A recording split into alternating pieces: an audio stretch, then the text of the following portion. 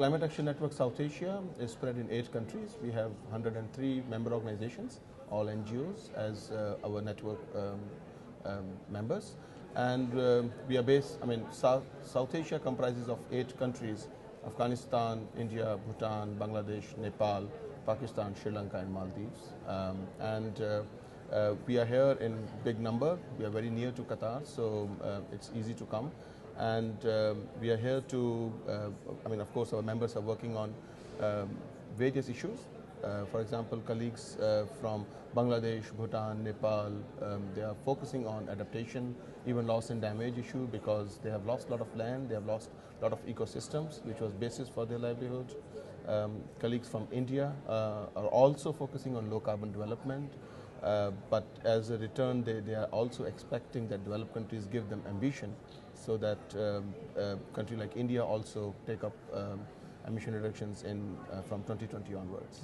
Right. You are, of course, one of the regions worst affected by climate change. Yes. We've spoken to people from Pakistan, from Nepal in the last few days, who are telling us about some of the devastation they've suffered with drought and with floodings. What is the message that you bring here? We know about the floods, we know about the droughts. What is the message you bring here to Doha? A message that perhaps isn't being shouted loudly enough, that's not being heard? One of the strong messages that global warming has impacted our ecosystems, our livelihoods. Survival is threatened. So that's a very strong message that we have brought here. We are also bringing message that we have lost a lot of ecosystem, and adaptation is a priority. It should have started long back. Developing countries in South Asia are already making efforts from their own resources, limited resources, to adapt sooner, as soon as possible, but then technologies are missing. So there's a strong message: share technologies with us, and share finance. Give us finance so that we can adapt sooner and we can save our livelihoods and our families and our habitat.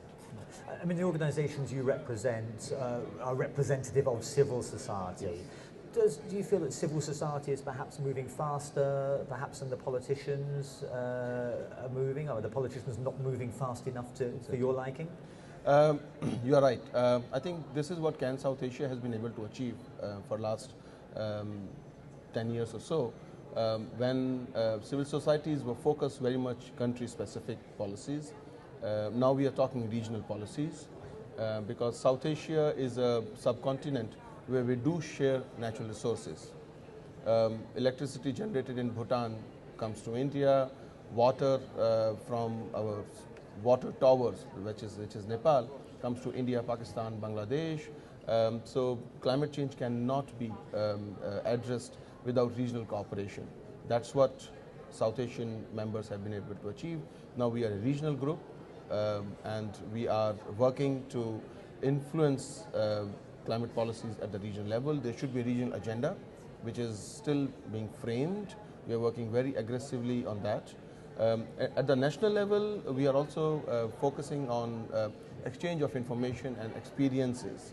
For example, low carbon development is also a priority for Pakistan and Sri Lanka. So what kind of measures or policy initiatives that India has already taken and Pakistan and Sri Lanka can learn from. Similarly, there's a lot more to learn from Pakistan and Bangladesh on disasters. There was a flood in 2010 in Pakistan, which has a huge impact. There's a regular cyclones being faced by Bangladesh. There is a drought conditions prevalent in areas where there used to be floods earlier. So it has become a very common phenomena. GLOF, which is glacial lake outburst phenomena. Sudden splash floods comes in up hills like Nepal and Bhutan. It has become a very common phenomena for us. And through regional cooperation, we want to solve them. Through technology cooperation within region, we want to solve them. And what's the bare minimum you would hope to see at the end of 2 weeks of negotiations here in Doha?